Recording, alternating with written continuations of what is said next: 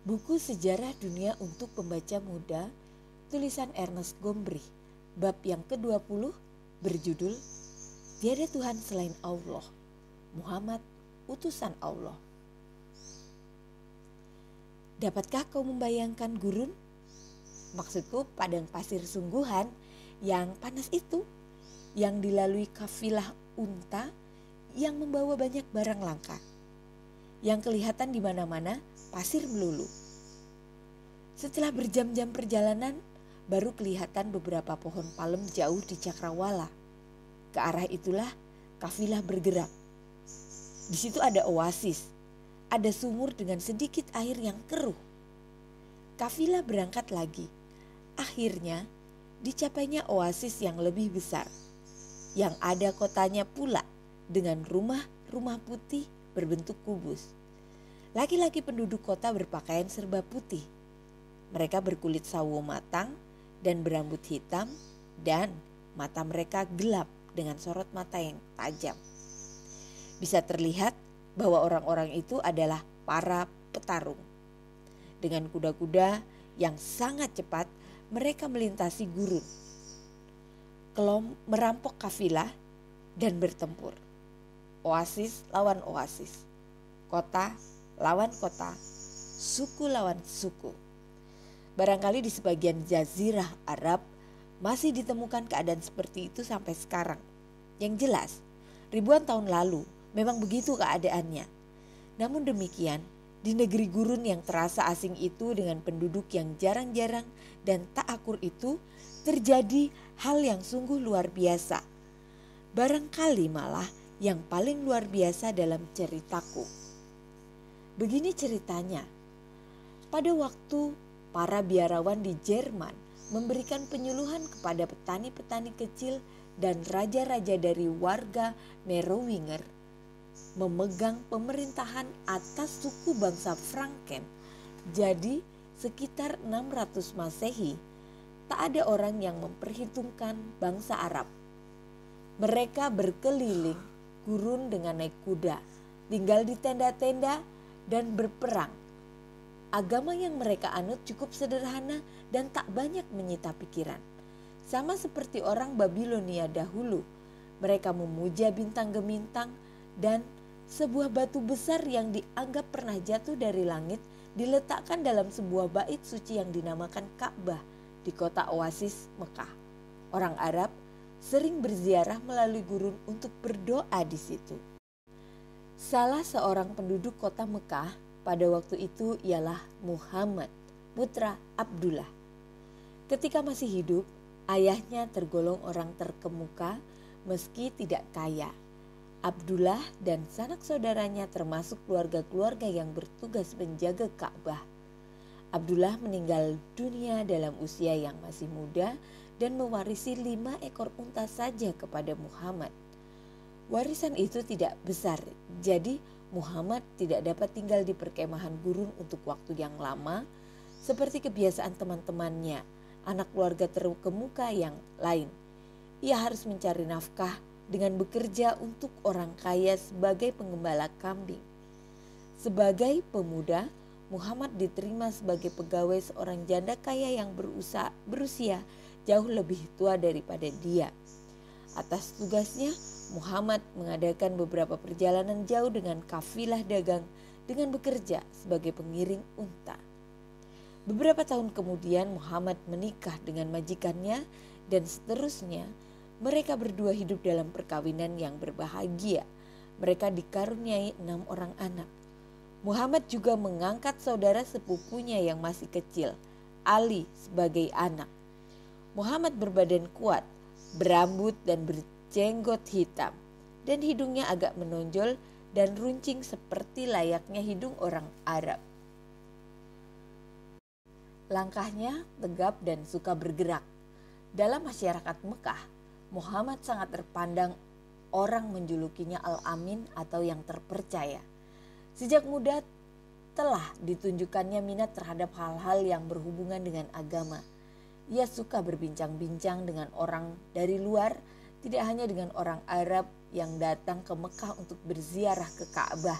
melainkan juga dengan orang Kristen dan Abisinia yang tidak jauh letaknya dari Mekah dan dengan orang Yahudi. Pada waktu itu cukup banyak orang Yahudi tinggal di kota-kota oasis Arab.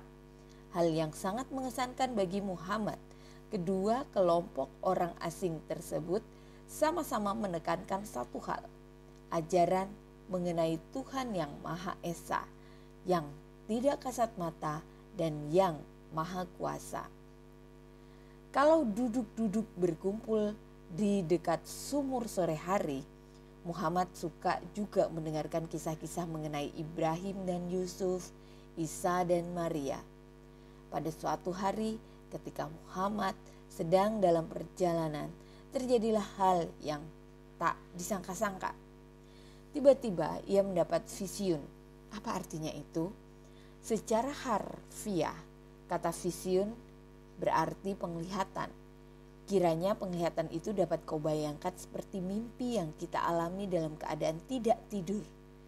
Dalam vision itu, Muhammad melihat malaikat Jibril mendekatinya dan berdiri di depannya, dan ia mendengar suara malaikat itu menyeru dengan lantang, "Bacalah."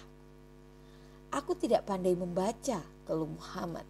"Bacalah," seru malaikat itu untuk kedua dan ketiga kalinya. Lalu diperintahkannya agar Muhammad berdoa dalam nama Allah Tuhannya. Jiwa Muhammad terguncang oleh vision itu. Ia pulang dengan rasa bingung dan tidak tahu apa yang telah terjadi pada dirinya.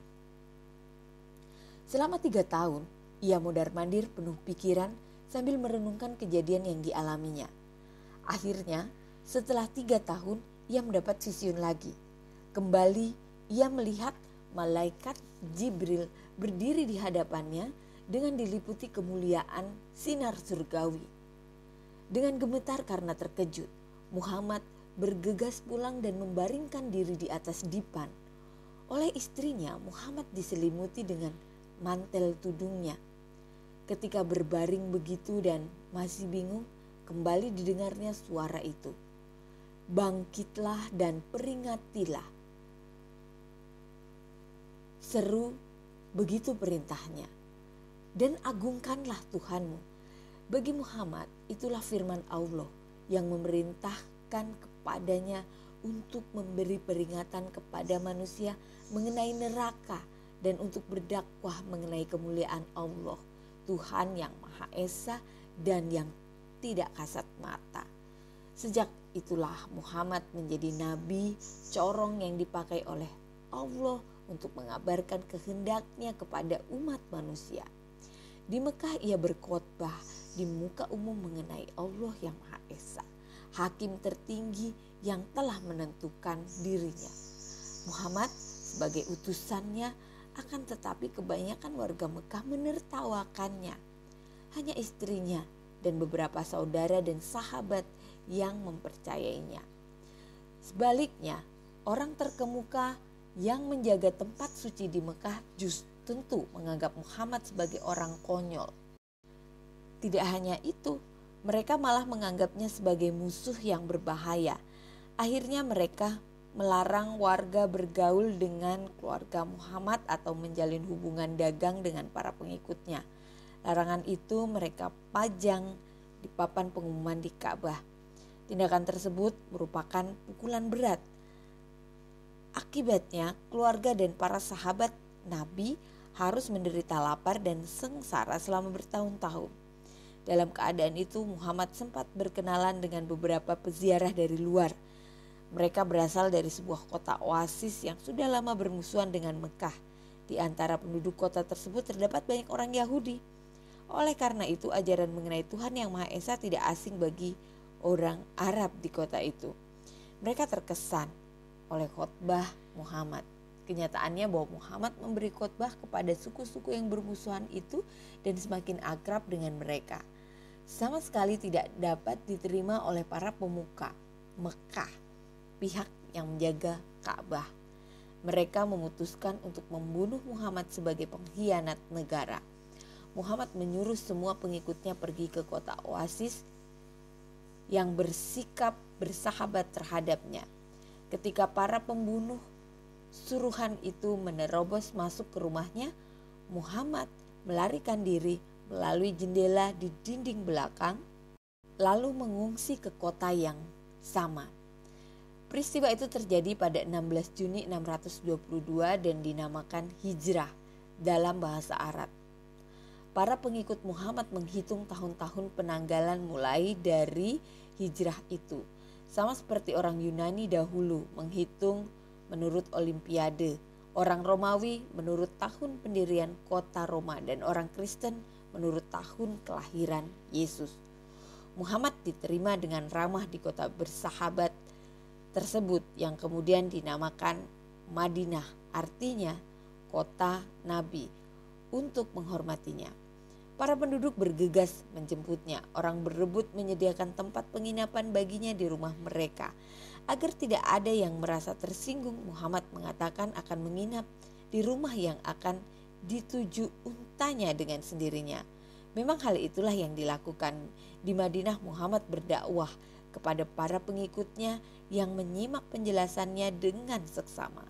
Muhammad menjelaskan bagaimana Tuhan telah memberi wahyu kepada bangsa Yahudi melalui Ibrahim dan Musa, sebagaimana disampaikannya pencerahan kepada manusia melalui ajaran Isa, dan bagaimana kini dipilihnya Muhammad sebagai rasulnya. Muhammad mengajarkan pendengarnya agar takut kepada Allah semata-mata dan jangan takut kepada sesuatu yang lain atau kepada orang manusia. Tak ada gunanya kita menanti-nanti masa depan dengan rasa takut ataupun gembira, sebab nasib kita sudah ditakdirkan oleh Allah dan dicatat dalam buku besar.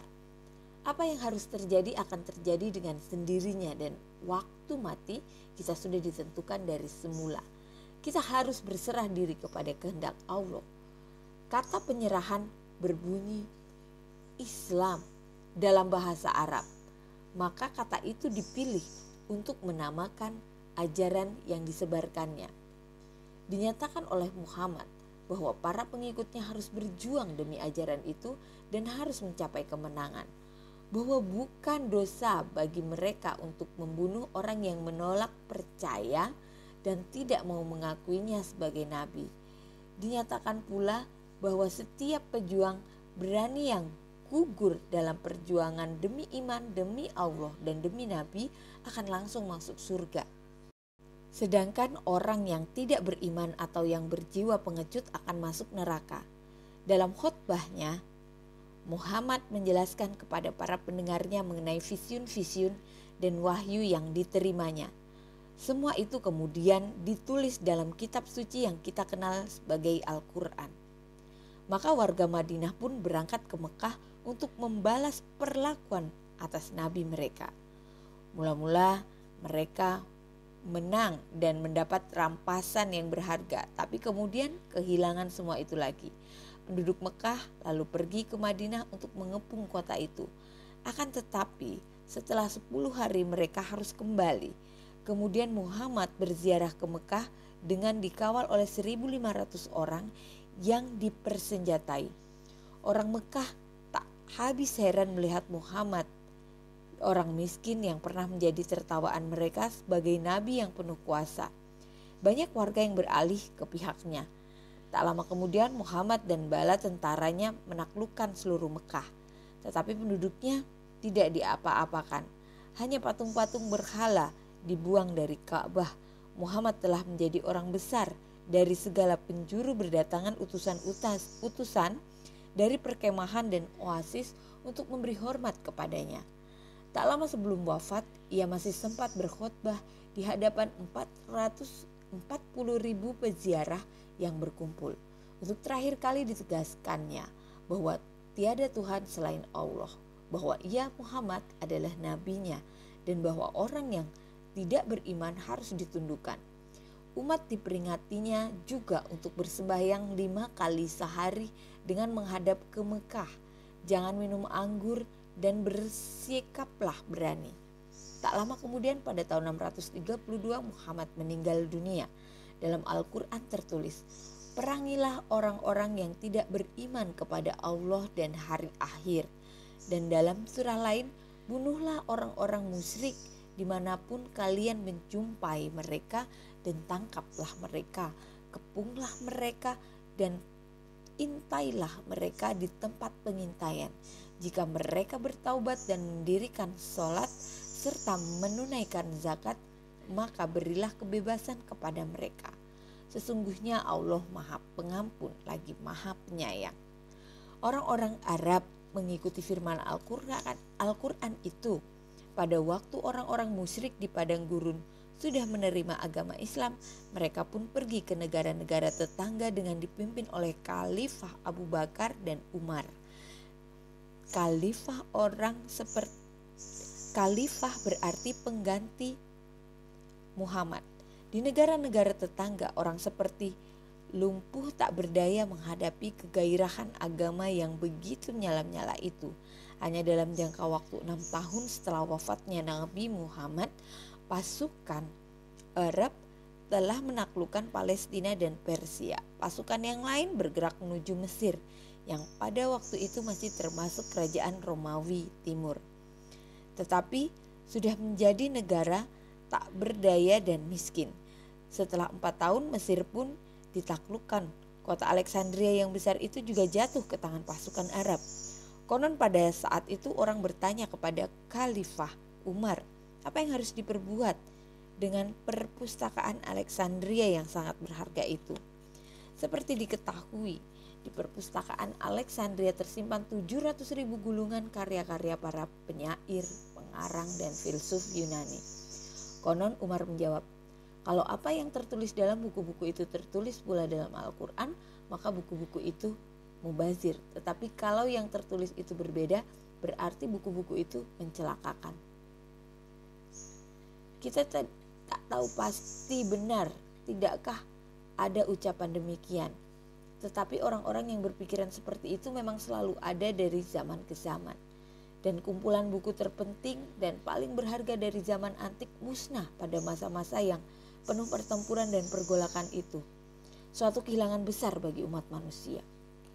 Sejak itu daerah kekuasaan Arab meluas dengan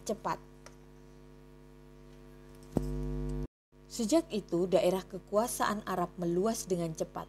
Boleh dikatakan api yang mulai menyala di Mekah menyebar ke segala arah. Dari Persia sampai ke India, dari Mesir sampai ke seluruh Afrika Utara. Padahal suku-suku Arab sendiri sama sekali tidak rukun ketika itu. Beberapa khalifah dipilih sesudah wafatnya Umar dan mereka bertalung sengit satu sama lain. Sejak sekitar tahun 670, pasukan Arab berulang kali berusaha merebut Konstantinopel, ibu kota kerajaan Romawi Timur yang lama. Akan tetapi penduduknya mempertahankan kota itu dengan sangat gigih dan bertahan melawat pengepungan selama 7 tahun sampai pasukan pengepung akhirnya mundur. Pasukan Arab harus puas dengan Pulau Sisilia dan Pulau Siprus yang mereka rebut dalam rute ke Afrika. Belum habis juga cerita di situ, setelah kembali ke Afrika, pasukan tersebut menyeberang ke Spanyol pula. Barangkali kau masih ingat bahwa Spanyol sejak zaman perpindahan bangsa-bangsa dikuasai oleh orang Visigoth. Dalam pertempuran yang berlangsung selama 7 hari, panglima yang bernama Tarik meraih kemenangan. Dengan demikian Spanyol pun masuk dalam daerah kekuasaan Arab. Dari Spanyol, pasukan Arab melanjutkan perjalanan ke Perancis, ke kerajaan orang Franken yang dipimpin oleh Wangsa Merowinger. Mereka pun berhadapan dengan tentara Germania yang terdiri dari kaum tani beragama Kristen. Pemimpin orang Franken ialah Karl Martel, yang berarti Karl si Martil.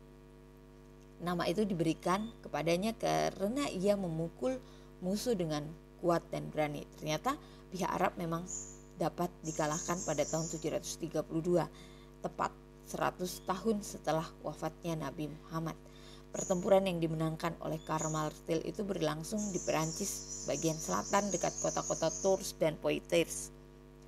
Seandainya pihak Arab yang menang dalam pertempuran tersebut, pasti mereka akan merebut seluruh Perancis dan Jerman, dan semua biara akan dihancurkan. Bisa jadi penduduk Eropa Tengah sekarang akan beragama Islam. Sebagian penduduk di banyak daerah yang ditaklukkan pada waktu itu, misalnya Persia atau Iran, Palestina, Mesir, dan Afrika Utara. Jangan kira kalau orang Arab itu di mana-mana tetap berjiwa panas seperti watak para petarung gurun yang hidup pada zaman Nabi Muhammad. Malah sebaliknya, setelah kecamuk perang sedikit mereda, mereka mulai belajar dari semua suku bangsa yang telah mereka taklukkan dan mereka Islamkan. Melalui orang Persia, mereka bersentuhan dengan kemewahan timur, dengan kegemaran memiliki permadani dan kain cita yang indah. Kesukaan akan bangunan megah, taman yang bagus, dan perlengkapan rumah bernilai tinggi yang dihiasi dengan pola-pola indah. Guna menghapuskan seluruh jejak pemujaan berhala, orang Islam dilarang membuat gambar serupa manusia atau binatang. Oleh karena itu, mereka menghiasi istana dan masjid-masjid dengan motif anggun yang terdiri dari garis berwarna-warni yang saling bersinggungan dan berpilin. Motif seperti itu dinamakan Arabeske. Orang Arab memang banyak belajar dari orang Persia, tetapi ternyata mereka belajar lebih banyak lagi dari orang Yunani yang tinggal di kota-kota kerajaan Romawi Timur yang telah direbut. Orang Arab tidak lagi membakar buku-buku, melainkan mengumpulkan dan membacanya. Khususnya mereka senang membaca tulisan guru Iskandar Zulkarnain, Aristoteles yang termasyhur itu. Tulisannya diterjemahkan pula ke dalam bahasa Arab. Dari Aristoteles mereka belajar untuk menyibukkan diri dengan semua benda di alam dan mencari sebab musabab dari segala hal. Hal itu mereka lakukan dengan senang hati dan dengan giat sekali. Banyak nama cabang ilmu pengetahuan berasal dari bahasa Arab, misalnya kimia atau aljabar. Buku yang kau pegang ini terbuat dari kertas. Bahan itu pun kita kenal berkat orang Arab. Mereka sendiri diperkenalkan dengan kertas oleh para tawanan perang yang berasal dari Cina. Buatku sendiri ada dua hal yang membuat aku berterima kasih kepada orang Arab. Pertama, ialah dongeng-dongeng bagus yang mereka tuturkan dan tuliskan, yang kini dapat kau baca dalam buku 1001 Malam. Hal yang kedua lebih mempesona lagi, biarpun bagimu mungkin terasa sangat biasa. Coba perhatikan, 12. Mengapa angka itu dibaca 12 bukan 12 atau 1 dan 2 yang berarti 3 bukan? Tentu akan kau katakan bahwa angka 1 di sini menunjukkan 1 puluhan. Betul, tetapi coba ingatlah bagaimana cara orang Romawi menulis. 12 itu XII dan 112 CXII lalu 1112 MCXII. Bayangkan kalau kita harus mengalihkan atau menambahkan dengan angka-angka Romawi seperti itu. Ya, dengan angka-angka Arab yang biasa kita pakai, perkara itu menjadi gampang sekali. Tidak hanya karena angka itu bagus dan enak ditulis, melainkan juga karena ada sesuatu yang baru padanya. Nilai angka dalam sistem desimal atau sistem puluhan. Angka yang letaknya di sebelah kiri dari dua angka lainnya bernilai ratusan. Angka 100 kita tulis sebagai angka 1 yang diikuti dua angka 0. Apakah kau merasa sanggup mendapat penemuan yang sangat praktis seperti itu? Kalau aku pasti tak sanggup. Penemuan itu ada berkat orang Arab dan mereka mendapat gagasan awalnya dari orang India. Menurutku temuan itulah yang lebih menakjubkan dibanding 1001 dongeng itu. Barangkali ada baiknya Karl Martel mengalahkan orang Arab pada tahun 732 Masehi. Akan tetapi kita juga bersyukur bahwa kerajaan Arab yang demikian besar itu pernah berdiri, sebab melalui penaklukan-penaklukan itulah pemikiran, seni rupa, dan penemuan-penemuan bangsa Persia, Yunani, India, bahkan Cina bisa direbut dan dikumpulkan menjadi satu.